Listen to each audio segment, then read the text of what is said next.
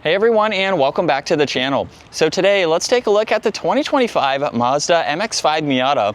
This model here is the Grand Touring. It's finished off in Aero Grey, and they have a starting MSRP right around $34,000. So we have a very fun manual convertible that's been a blast over the last couple of days.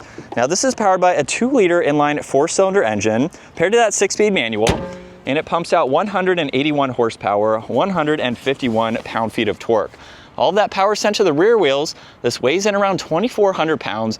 0 to 60 is going to be 5.7 seconds. Top speed is 140 miles an hour. It's also pretty fuel efficient though, with 26 miles per gallon in the city and 34 out on the highway. Now as we work our way to the exterior styling, there's nothing too fancy with this model. You get a nice gloss black trim accent for the upper section of the grille, dark housings for all of the LEDs, some nice trim accents in the lower section, and then some more trim accents right in the middle, along with some nice lines that come down the hood. Very nice bulges for that front fender arch there. It does get a really nice set of two-tone wheels. This also has the turn signal mounted right here, so it's not on the side mirror, which is an interesting design. You get a small plastic trim accent in the lower side skirt there, and then this model has the soft top. You can get the RF model, which has the manual or the automatic hard top. This is a manual soft top. Looks great with the top down, however.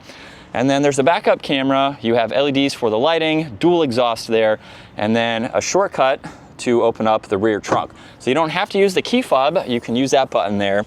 And this is a small car. I have all of my items in the back. I did go grocery shopping with this as well. I was able to fit in some items, but it's nice that you at least have some storage to make it a little bit practical.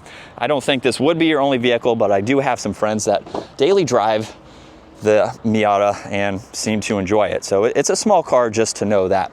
Really nice interior. This has Bose audio. You have your window control, some carbon fiber-like accents, and then manual adjusting seats for this. Now it's a low car. It's pretty easy to get into if you have the door all the way open there. And then we can start this up where we have a leather steering wheel. You have volume, tuning, Bluetooth, and voice commands, and then cruise control on the right. Now the gauge cluster is pretty much fixed. You have miles per hour on the right. The tach is right in the middle. You can also see what gear you are in that small screen there. And then there's your fuel, engine temperature, and some other vitals on the far left. You also have some traction control adjustments along with automatic headlights, the trunk release, and one air vent. And then with the infotainment system, it is interesting that right now it is not a touchscreen system. So you do have to use the controls down below, where you also have some shortcuts to get into. Now I do have my phone paired. When you pair your phone, you can actually go through this as a touchscreen system. So it's very interesting that it is touchscreen for your phone, but when you go back into Mazda, it is now not a touchscreen. So it would be nice if the whole thing was touchscreen, but it's been pretty easy to go through using these controls here. Now you have an air vent underneath that. All of the climate adjustments are laid out very nicely with your fan speed, where you'd like the air to go, and temperature. You get heated seats, some storage for your phone and auxiliaries, and then with it in reverse, there's your backup camera with the guidelines. Now you do have a manual e-brake, and then you get a little bit of storage in the middle, and you have 3 different spots where you can place the cup holders. So these are removable.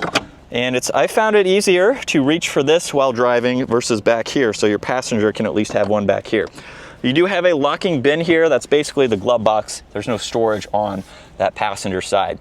You have garage door buttons up top with the rear view mirror, and then this is the release for the soft top.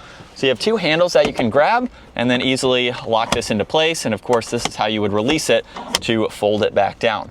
But with it up, this is your visibility. Honestly, over the last couple of days, it hasn't been that hard to see around. You do have a pillar here, but you can easily use your side mirror and see around that. So now let's go ahead and get this fun manual out on the road. And so while we are still in second gear, it is time to have a little bit of fun on this road.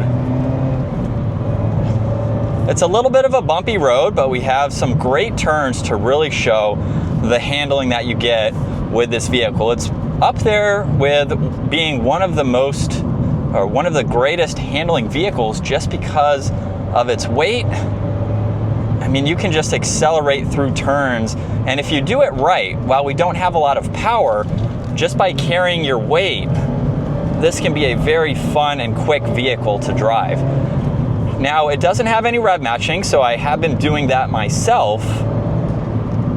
and I probably don't have to shift as much as I'm doing because redline is over 7,000. So I mean, you could really ring this out, and I'm having just as much fun as my R8 or other vehicles like that that I've driven on this road here, just because you can actually use all of the power, and it's a phenomenal vehicle to drive. So as far as the performance and the driving that you get with this car, I have zero complaints.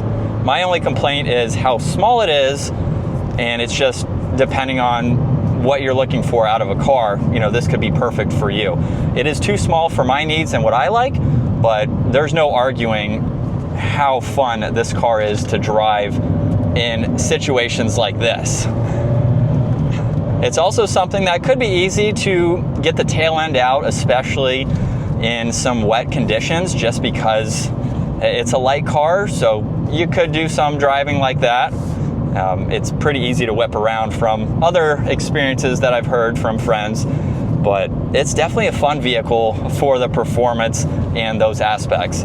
But that is going to wrap it up for the 2025 Mazda MX-5 Miata Grand Touring. If you enjoyed today's video, give it a huge thumbs up and consider smashing that subscribe button so you can stay up to date with our daily uploads, and I will see you all in the next video.